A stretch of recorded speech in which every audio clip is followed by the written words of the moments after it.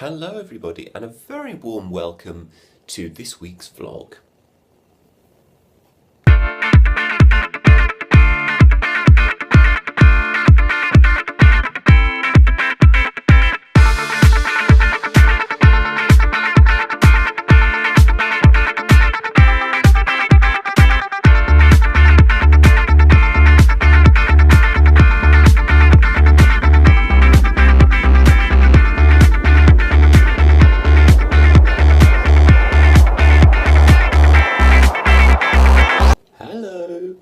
Here I am with our latest acquisition, the Parrot A.R. drone, and if you're familiar with one of these, you'll know that this is a really nice bit of technology. It is a quadricopter, hence these wonderful blades that I'm demonstrating for you thusly. It weighs practically nothing, and it features a video camera up front, hello, and underneath. The purpose of this is to fly up to 100 meters up in the air and film, and we're going to be having a lot of fun with this, I guarantee you, not only outside but inside as well, because it comes with another fitting which is considerably bigger than this. This is its outside mode and we were getting used to it over the last couple of days, and this is some of the rather exciting aerial footage of some nearby fields that we shot.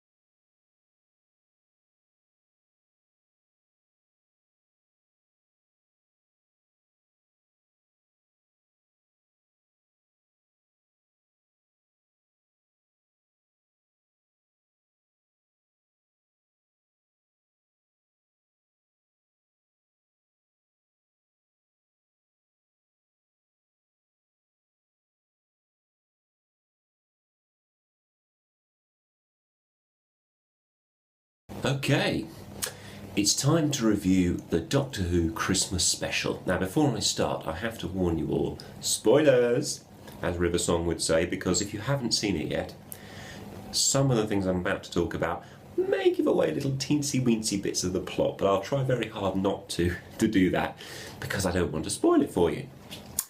So, let's start with the story, shall we?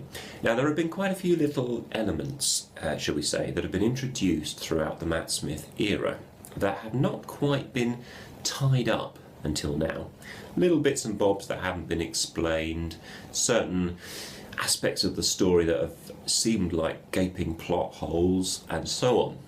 Happily, though, in the Doctor Who Christmas special, I was pleased to see all these plot points brought together, and everything just did make sense, which rather restored my faith in good old Stephen Moffat, because I thought he was sort of leading us on a merry goose chase sometimes, doing this with the story, then doing this, thinking, blimey, what's going on here? But now finally we do know why the ultimate question, Doctor Who, is such a big deal. We also know what really happened at Trenzalore, and so on. Now then, obviously the biggest thing about the Christmas special was that it was Matt Smith's final story as the Doctor, and as such I do think he put in a really good performance. It was, I think, a worthy end to his 3 and 4 year time as the Doctor, and he also of course introduced the 12th Doctor. Now I thought was particularly nice was the way that they handled his regeneration, because viewers of the classic series may recall, and it's been mentioned a couple of times previously as well, the Doctor has only 13 regenerations available to him before he ultimately does die for good, essentially, as dark as that may sound.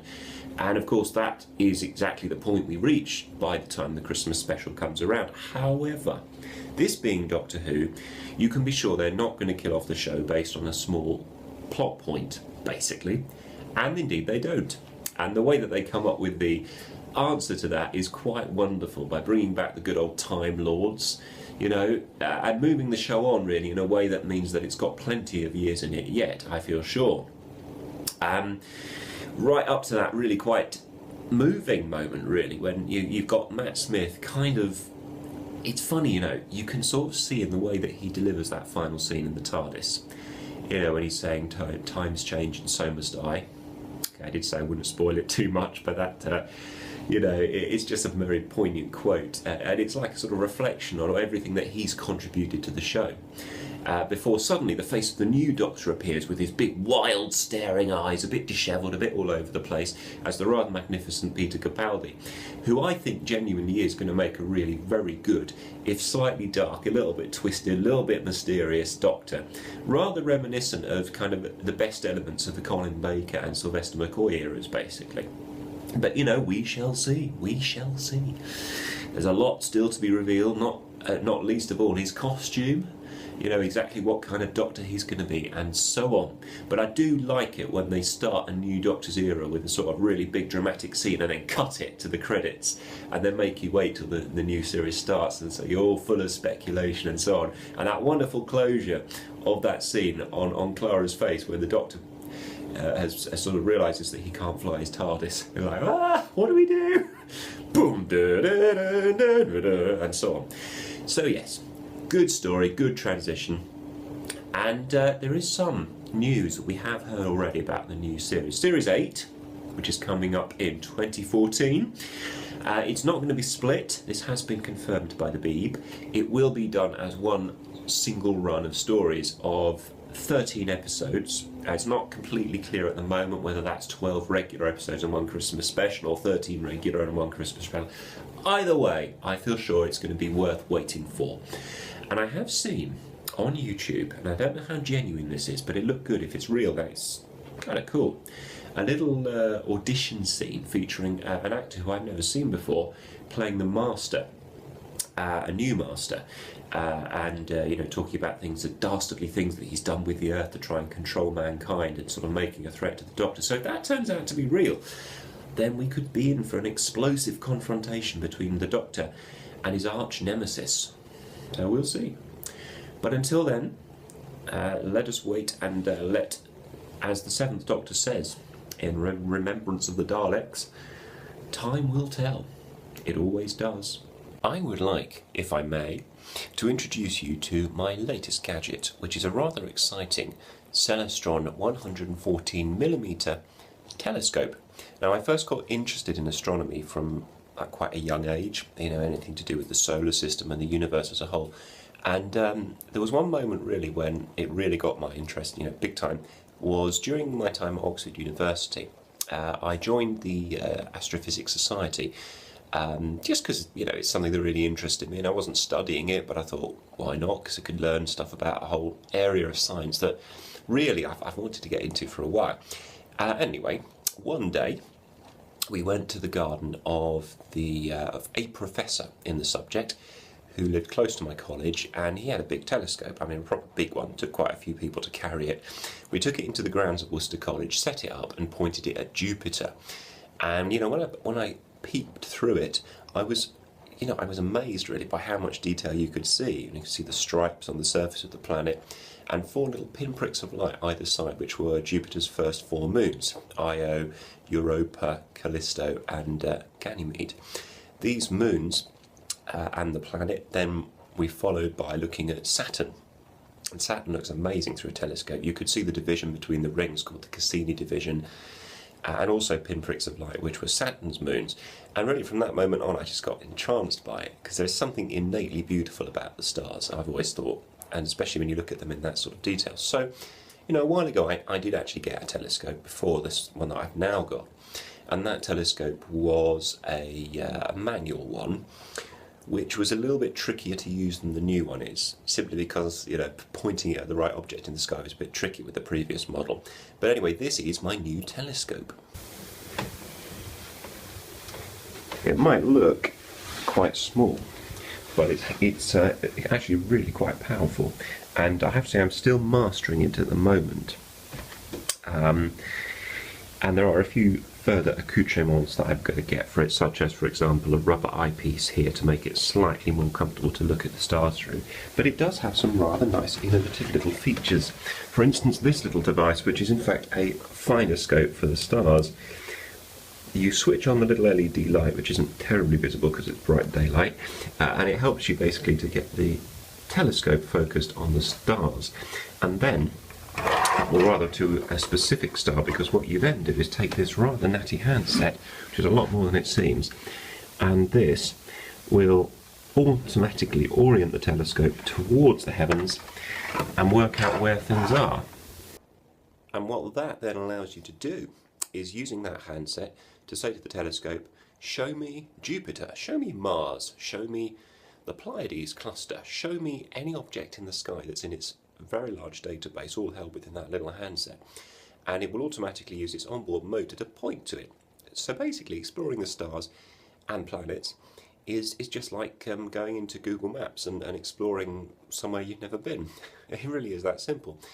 Now, it's been somewhat stormy recently. It's been a bit of a wet and wild and windy festive season. Indeed, today, when I went shopping, the wind was a gusting and a blowing round the car. I could hear it howling and whistling. But there is another side to storms, and that is they have this kind of beauty, which, despite being immensely powerful and a bit frightening at times, is, you know, just as amazing at the same time. And there's a show on Netflix called Storm Chasers, which is basically about 3 groups of storm chasers in the US who go chasing after tornadoes in the Midwest and across the Great Plains. And it's rather addictive because we've been watching it, and, you know, essentially what these people do is they drive in armoured cars and such like right up to the edge of these great tornadoes that are whirling across the fields. In some of them are small, some of them are really big. The hail, the rain, the wind is extraordinary, and, you know, but it's all in the name of getting some really incredible video footage. To be fair, the show does show the other side of it as well, because obviously tornadoes cause a lot of damage, and in many cases the damage is quite irreparable, or it just takes a long time to recover from. Yeah, and they're never entirely there for the thrill of it. They always show the other side of, you know, well, look, this is what it just did to this town, and they always hang around and do what they can to help out. You know, particularly in the case of towns like Greensburg that were hit by particularly violent tornadoes. But, you know, it all puts me in mind of a time a couple of years ago when we, in Las Vegas on a holiday, took a picnic up to a place called Observation Peak, which you'll have seen in our vlogs. It's basically a small kind of elevated hill, you know, by Vegas standards, with the mountains either side, that gives you a really commanding view over the whole valley and the city as a whole. And we went up there when the sun was shining, as it tends to do in the Mojave Desert, But there was a storm coming. We didn't actually think much of this storm, which was a bit silly. Although good at the same time, as it turned out, because we were in this tin roof shelter, way up on the hill, and enjoying our picnic the way we were. And then this storm rolled in, this incredibly dark, fierce thunderstorm rolled in, and it was like being in the most amazing thrill ride you can imagine, only provided entirely by nature. First there was the boom, the crash, the bang, the wallop of lightning and thunder just echoing all around us, like, literally like if you'd fired a cannon and it echoed around all the sides of the Vegas Valley. And then the hail came, and it really did come, and it was being hurled into the side of our faces. It was so intense, I honestly couldn't keep my eyes open. I was like that, because it was pounding the side of our face. A bit painful, but really exhilarating. And then, what was amazing was, after it had all passed by, and we could literally see the storm moving across the valley, it was that dark, you could see it pelting the centre of Vegas, everything just went super, super quiet for just a moment, and then back again came those little chirruping cicada insects that you so often get in the desert, rubbing their legs together, making that amazing kind of chirping sound. And the sun came out, and then within moments it dried up all the puddles, and it was just like it was before, still and hot and calm. Just amazing how weather can change. And this last year, or rather I should say this year, 2013, we were driving back from the Salton Sea, and there came a sandstorm, the first one I've ever encountered. Whirling winds, not exactly a tornado, but it was a big thunderstorm developing over the valley. And when they come in the desert, they are something to see, trust me. But yeah, basically it whipped up all the sand of the desert and made visibility reduced to precisely 0. Driving in that was an experience I will never forget. Not a bad one at all, but it just it reminds you really of the sheer power of nature, compared to what we consider to be our biggest achievements. It all just looks so small, when it's dwarfed by the great darkening of the skies and a thunderous clap of lightning and all those other fantastic things that nature does when she puts on a really big show. Well, that's all we've got time for today, but thank you very much for watching.